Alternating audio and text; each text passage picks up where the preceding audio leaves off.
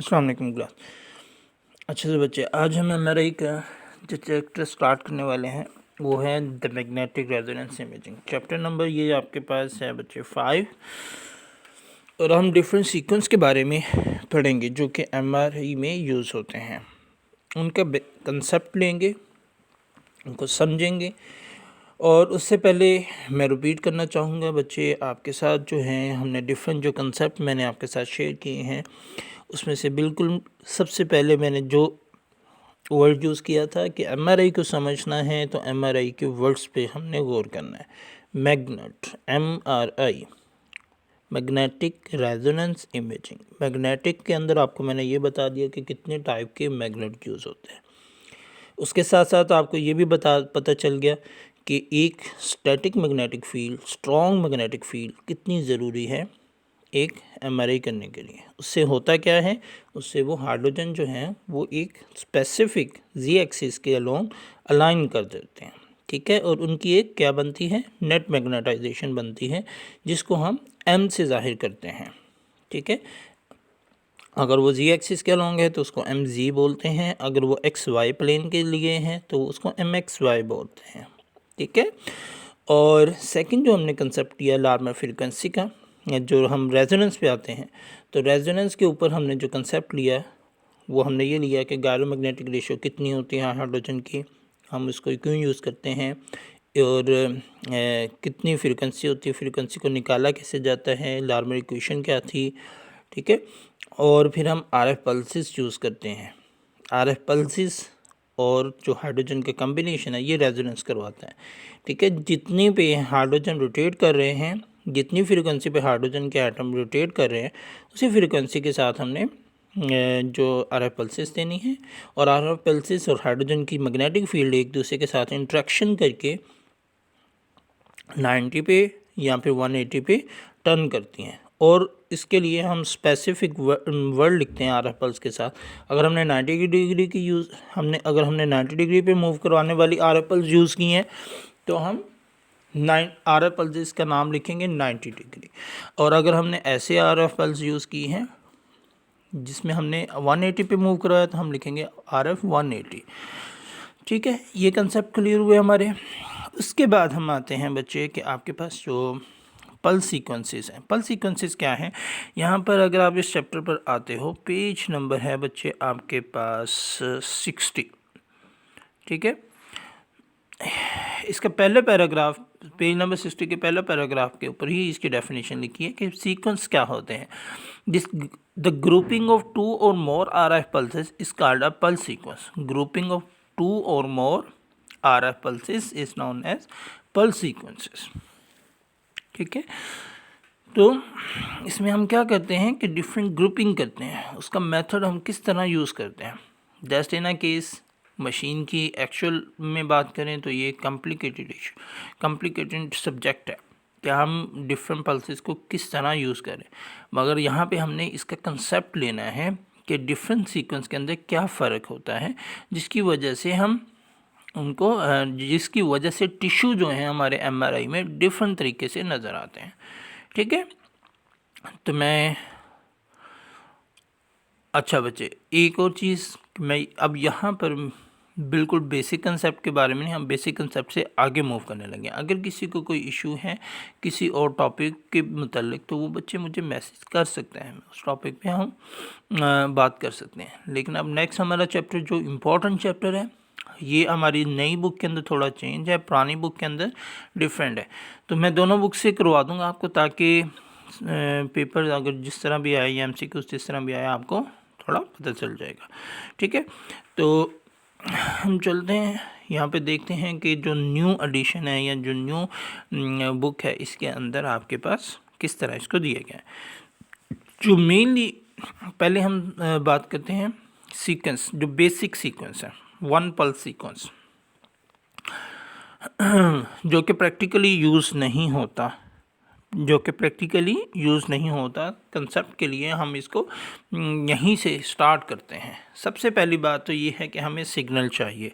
Signal कैसे आएगा, RF pulse use करेंगे और हम हाइड्रोजन के अंदर पोटेंशियल एनर्जी इंड्यूस कर देंगे और वो टर्न कर जाएगा जी एक्सिस से एक्स वाई एक्सिस के ऊपर। ठीक है, जब हम आर एफ पल्सेस बंद करेंगे तो उसके साथ ही आपके पास सिग्नल आना शुरू हो जाएगा, जिसे हम कहते हैं FID, फ्री इंडक्शन डिके। ठीक है, ये जो कंडीशन लिखी गई है इसमें होता ये है बच्चे कि हम एक RF पल्स नहीं यूज़ करते, सिंगल वन पल्स सीक्वेंस जो है, वन पल्स सीक्वेंस जो है उसमें हम 90 डिग्री की RF पल्स यूज़ करते हैं और मल्टीपल टाइम करते हैं, 90 90 90 90 डिफरेंट टाइम, मल्टीपल टाइम हम 90 डिग्री का RF पल्स यूज़ करते हैं और उसके बाद आपके पास सैचुरेशन हो जाती है। फिर उसके बाद कोई हाइड्रोजन अप्रोक्सीमेट मेरे लफ्ज़ से होगा ना, मैं कह रहा हूँ अंदाज़न हमारे अप्रोक्सीमेटली सारे हाइड्रोजन जो हैं वो टर्न कर जाते हैं XY प्लेन के ऊपर। ठीक है, तो अब क्या होगा जब हम RF पल्स ऑफ करेंगे तो जाहिर सी बात है सिग्नल लिमिट होगा। तो इस प्रोसीजर को हम कहते हैं, इस सीक्वेंस को हम कहते हैं 90 90 90 90 90। ठीक है, तो अब इसके अंदर क्या होता है कि जो वो स्पेसिफिक कंडीशन जिसके ऊपर XY के ऊपर ऑलमोस्ट आपकी सारी की सारी नेट मैग्नेटाइजेशन कन्वर्ट हो जाती है, उसको हम बोलते हैं सैचुरेशन स्टेट।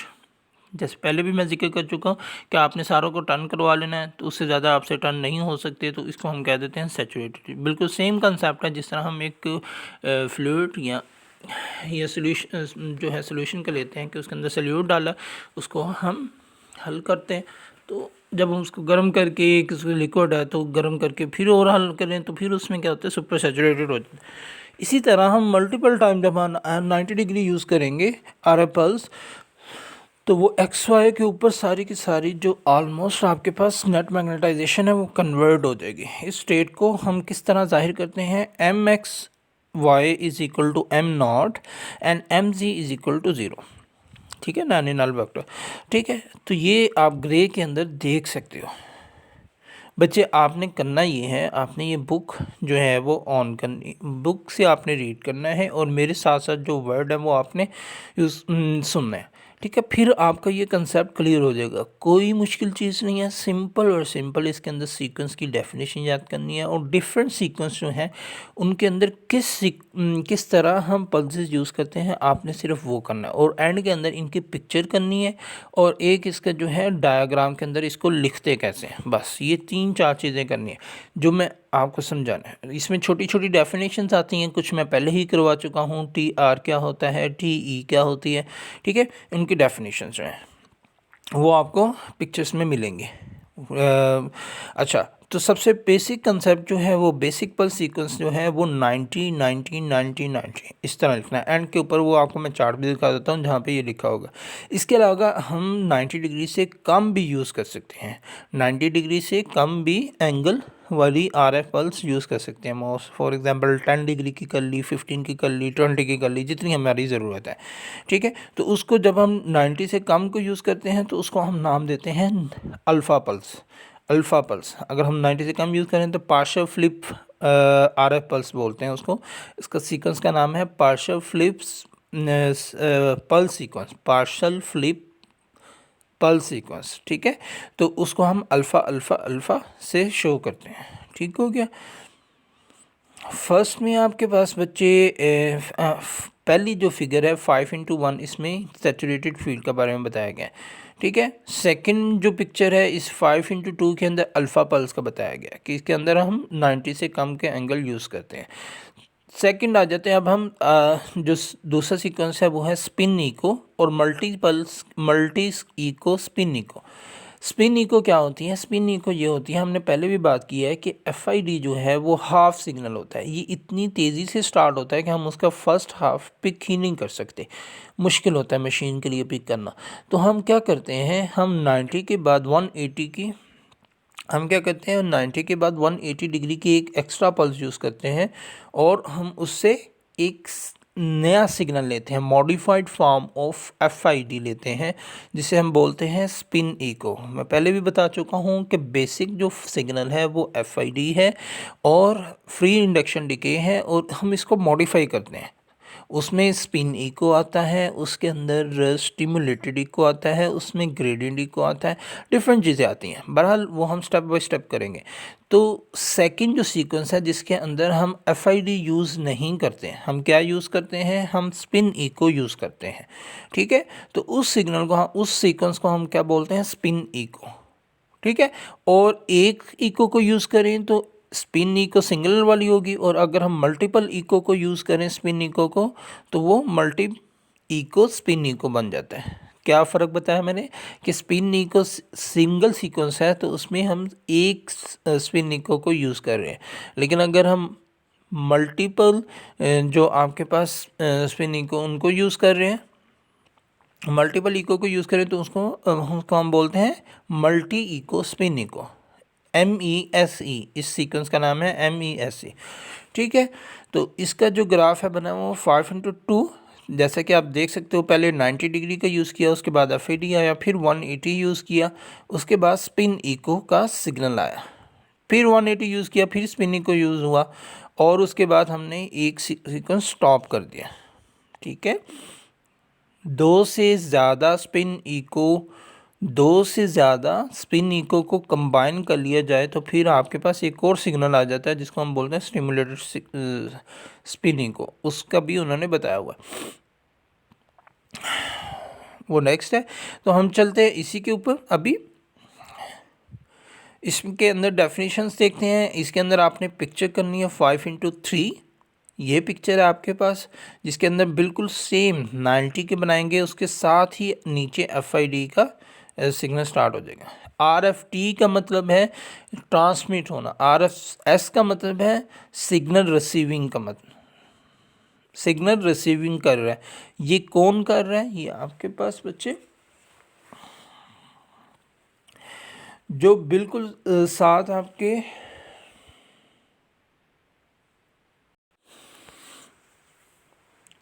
अच्छा, तो सिग्नल ट्रांसमिट और रिसीविंग जो की जाती है, ट्रांसमिट कर रहा है RF पल्स जो कर रहा है वो RF कॉइल्स हैं। कॉइल्स जो बॉडी के साथ होती हैं, हेड की कॉइल अलग होती है, जो आपके पास स्पाइन है उसकी अलग कॉइल है, एब्डोमेन के लिए सेपरेट है, इसी तरह डिफरेंट बॉडी पार्ट्स के लिए सेपरेट है, नी के लिए अलग है, शोल्डर के लिए सेपरेट होती है। तो ये यही रिसीव करती है, यही आपके पास। अब दो डिफरेंट मोड है, दो डिफरेंट मोड का मतलब इसने ट्रांसमिट करना है, इसी ने रिसीव करना है। तो हमारे पास इनके ऑन एंड ऑफ के अंदर अंदर जितना जो टाइम है उसमें जो डिले आता है उसकी वजह से हमारा हाफ सिग्नल ज़ाया होता है एफआईडी के अंदर, जिसको हम वापस हासिल करने के लिए 180 डिग्री के RF पल्स यूज़ करें तो हमें दोबारा उसका फर्स्ट हाफ मिल जाता है। ये कंसेप्ट थोड़ा समझ आया, नहीं आया तो मैं इंशाल्लाह आपको इससे दोबारा बार बार इसका जिक्र करूँगा। दूसरी बात ये कि आप क्वेश्चन करके भी स्पेसिफिकली कि ये वाला जो कंसेप्ट है ये नहीं आया तो आप मुझे मैसेज भेज सकते हो। Okay, the time between the initial 90 degree RF pulse and the SC is called time to echo. ठीक है, अब आपके पास पहले था आपके जो अब TE और है, TR और है। ठीक है, ये कंसेप्ट आपने जहन में रखना है। TE जो है वो आपके पास डिफरेंट है। The time between the initial, सबसे पहले जहाँ से हमने स्टार्ट किया था 90 डिग्री की RF पल्स दी थी, उससे लेके स्पिन इको तक जो आपके पास टाइम लगेगा वो टाइम टू इको कहलाता है। ठीक है, ये सेकंड मिली सेकंड्स के अंदर टाइम है, ये बहुत कम टाइम है, 1 सेकंड का भी फ्रैक्शन है। इससे 1 सेकंड तो MRI के अंदर बहुत ज़्यादा ड्यूरेशन है। ठीक है, तो अच्छा, अब इसके अंदर जो है आपके पास जो नेक्स्ट चीज़ है बच्चे वो है multi echo spin echo. Multi echo spin echo के अंदर आप क्या करते हो कि डिफरेंट जो स्पिन इको है उनको यूज़ करके एक स्टिमुलेटेड इको का सिग्नल बनाते हो। ठीक है, अब तक आपके पास कौन कौन से सिग्नल आए, एफआईडी पहला सिग्नल है जो बेसिक सिग्नल है, उसके बाद आपके पास सिग्नल आया स्पिन इको। ठीक है, उसके बाद आपका थर्ड वन अभी तक हुआ है वो है स्टिमुलेटेड इको। ये सारी की सारी एफआईडी की जो है आपके पास मॉडिफिकेशंस हैं जिनको हम डिफरेंट सीक्वेंस में यूज़ करते हैं। हम सिंगल FID को क्यों नहीं यूज़ करते? इसकी रीज़न है, उसकी रीज़न मैं बार बार बता रहा हूँ। उसकी रीज़न ये है कि सिंगल FID एक कंप्लीट सिग्नल नहीं है, हाफ सिग्नल है। उसको हाफ सिग्नल को मॉडिफाई करके ही हम यूज़ कर सकते हैं। अगर डायरेक्टली इसको यूज़ करें तो उसकी रेजोल्यूशन नहीं अच्छी बनेगी। हमारे पास जो है टिश्यू जो है उसकी करेक्टराइजेशन नहीं होगी, ठीक है। या तो फिर हम उसको स्टिमुलेटेड इको करते हैं, या फिर हम उसको स्पिन इको करते हैं, या फिर हम उसको ग्रेडियंट इको बनाते हैं ग्रेडियंट की मदद से, ठीक है। ये कंसेप्ट, ये चीज़ जो है आपको जब आप पढ़ोगे थोड़ा बहुत और चीज़ों को समझोगे आहिस्ता आहिस्ता तो फिर आपको ये क्लियर होगा। लेकिन फिर भी मैं ये नहीं कहता कि ये बहुत इजी कंसेप्ट है। मैं ये कहना चाह रहा हूँ बच्चे कि अगर आप एफर्ट करोगे थोड़ा सा तो ये कोई मुश्किल चीज़ नहीं है, ठीक है।